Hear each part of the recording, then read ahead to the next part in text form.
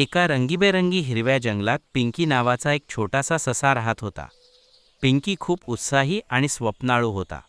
तो रोज आकाशाकडे पाहून म्हणायचा, काश मी ढगांवर उडू शकलो असतो.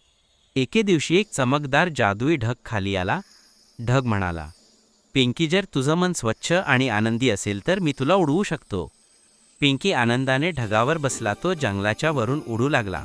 वरून त्याला सगळं जग खूप सुंदर दिसलं. तेव्हा पिंकी म्हणाला, स्वप्न बघणं चांगलं आहे, पण स्वतःवर विश्वास ठेवणं त्याहून महत्त्वाचं आहे.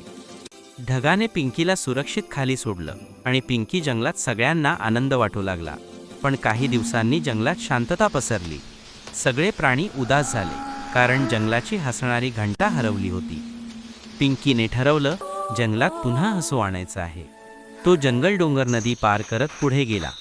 शेवटी एका अंधाऱ्या गुहेत त्याला ती घंटा सापडली. पिंकीने घंटा वाजवली, टिंग टिंग, आणि काय जादू! सगळ्या जंगलात पुन्हा हसू, आनंद आणि रंग परत आले. सगळे प्राणी आनंदाने म्हणाले, पिंकी, तू आमचा हिरो आहेस. पिंकी हसत म्हणाला, स्वतःवर विश्वास आणि हसू हीच खरी जादू आहे.